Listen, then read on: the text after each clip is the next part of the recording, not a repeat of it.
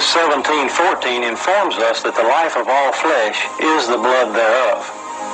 Once again, scientists are finding out that the truths of Scripture are far more literal than they ever imagined. One evening, Mary Nell Wyatt asked me to take a look at some material from a burial cave to see if these tiny particles were present. Without my knowledge, one of the samples was actually the blood sample that Ron had taken from the Ark of the Covenant dig. Okay, Mary Nell's going to take the sample and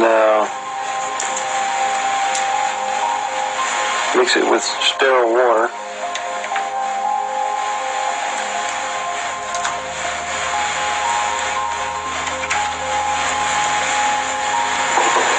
And a test tube there that The sample was placed under the microscope, and as the specimen began to come into focus, thousands of tiny particles, somatids if you will, became plainly visible. At that time, Mary Nell, who was standing behind me, began to weep. As I turned around and saw the expression on her face, I realized immediately that the sample we were looking at was actually the sample that Ron had found to be the blood of Christ. Dried blood is dead blood. Everybody knows that, all right? They can test the blood of the pharaohs, the mummies of the pharaohs, all right? There's certain things they can do that cannot get a chromosome count by any method I'm familiar with, all right? Things keep changing. I don't profess to know everything.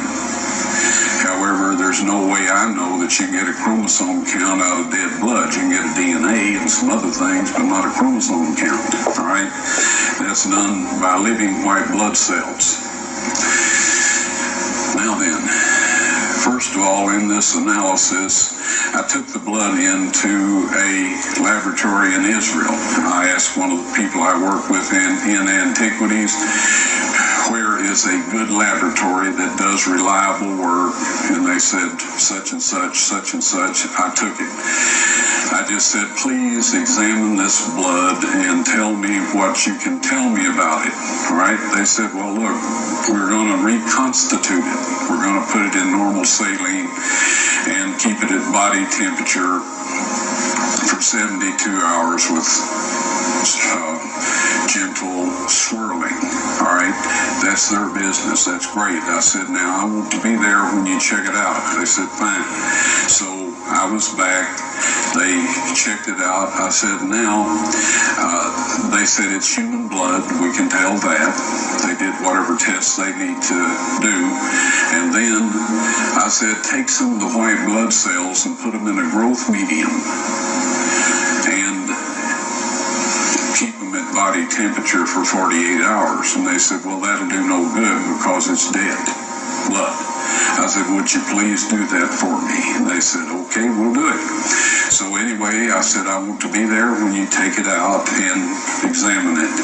So I was back there. They took it out, examined it under a microscope, and the one technician called the other one over there, and then they called the boss over there, and they were talking Hebrew a mile a minute there for a little bit, and they looked at me and they said, Mr. Wyatt, this human blood only has 24 chromosomes in it. Everybody else has 46. You see, 23 from your mother, 23 from your father, 22 autosomes from your mother, 22 autosomes from your father. You get an X from your mother, you may get an X or a Y from your father, all right? This blood had 23 chromosomes from the mother's side, one Y chromosome only. You see, the child could not have developed if they hadn't had the autosomes from the mother. So all of his physical characteristics were determined by his mother's side of the family, her autosomes. His maleness was determined by this one Y that came from the source, not a human male. Then they said, this blood is alive. And then they said, whose blood is this?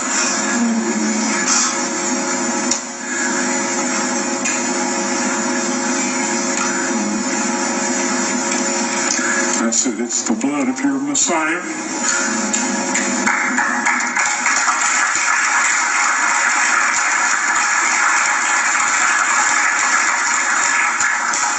assure you those men's lives have changed. Later, Ron Wyatt would confirm that this was the Ark of the Covenant and that the blood on the mercy seat was from someone who had only one human parent. There were no paternal chromosomes except for one Y chromosome. Jesus was God's only begotten Son, just as he said he was.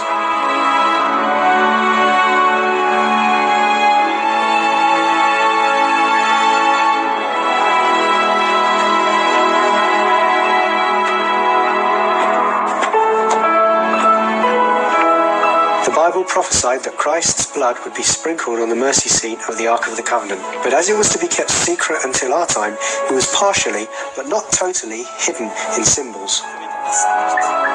Matthew recorded an earthquake at the cross, which formed a crack in the ground below it. John tells us that when the Roman soldier pierced the side of Christ, blood and water ran out. The blood and water apparently ran down the earthquake crack. The prophet Isaiah wrote that Jesus, when he was bruised and broken, would sprinkle many nations. John reveals to us a secret. He tells us that the blood and water is here on earth as a testimony. And there are three that bear witness in earth: the Spirit, and the water, and the blood. And these three agree in one.